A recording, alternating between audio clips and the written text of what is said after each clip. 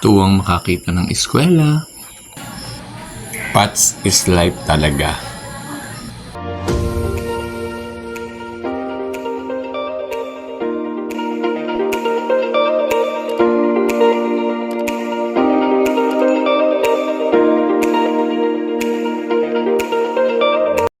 Maganda po ang ngiti ko at ako po ay lalabas muli kami ng bahay. Go grocery po ng konti. Kasama ko po uli ang aking poging kapatid na bunso at ang kanyang asawa at ang aking pong nanay na yan po.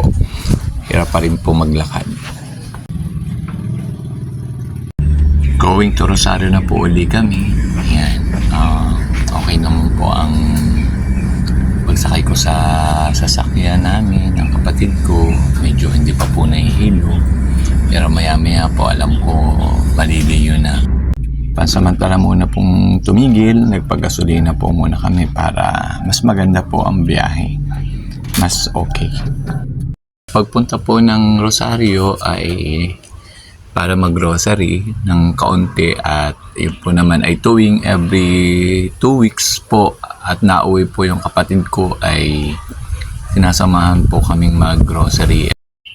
Dito na po kami sa mall. Ayan po, lakad-lakad po muna.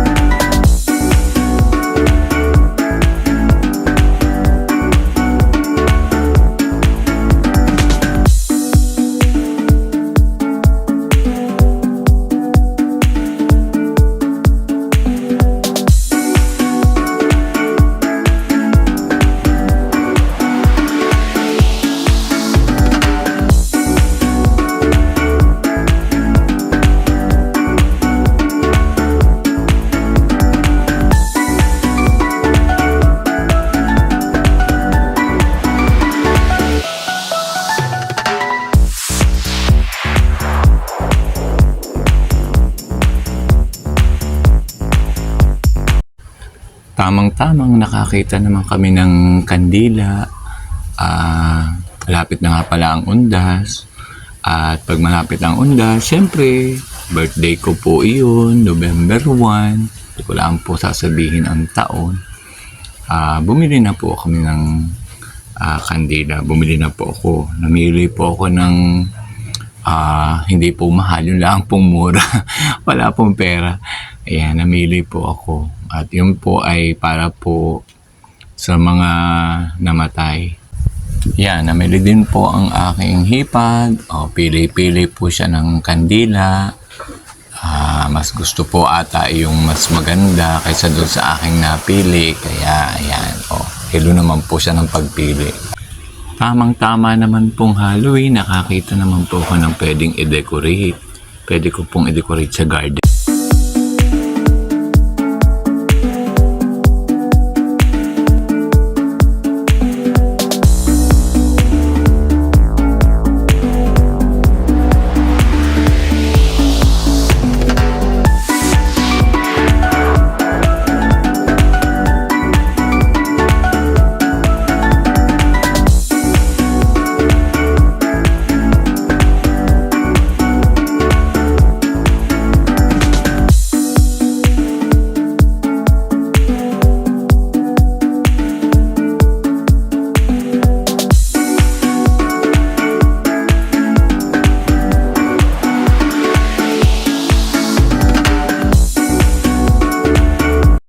Para din po akong bata, mahilig din po ako sa candy, kaya bumili din po ako.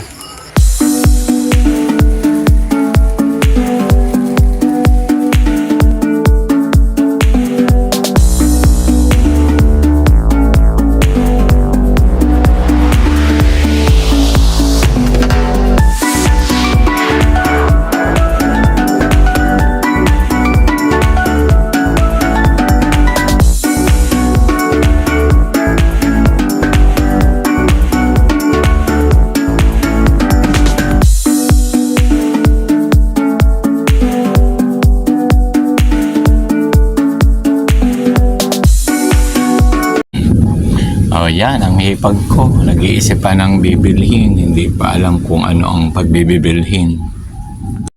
Yan, sibuyas muna ang napagkipang kunin.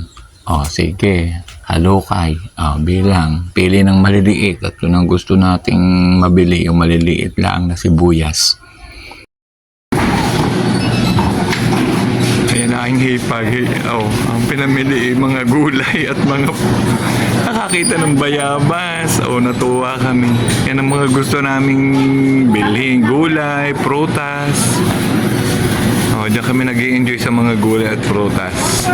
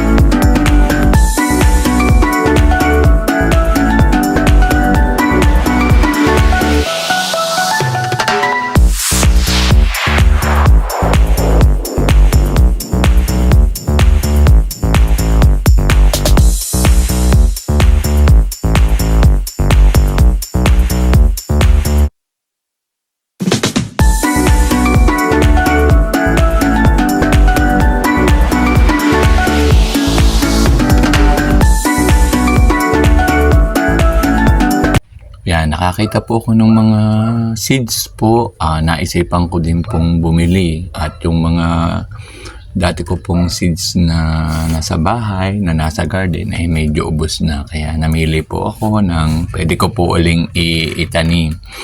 Yan, nakakita po ako ng pananim na pechay, sili, kamatis, yung po malalaking talong. Ayan po, kaya po bibili po ako ng ilan para po kung sakaling maubusan, may nakaredy na po uli akong pantanim. Yan, nakakatuwa po. Mga 5 po ang aking nabili. Ay tunay naman pong din po kami nagtagal sa areang are at ang mami po ay ang gusto po ay ang expiration date ng bibiling kape ay 2027 pa. Ay naku po naman, ay sabi namin ni Utoy ay hindi pa po nauubos yung kape noong 2024, 25, 26 ay 27 expiration ang hahanapin ninyo. Ay tunay na ano gang kulit. Ay yan, Utoy, bahala ka na magpaliwanag. Yan, sige, nagkasundo rin ata.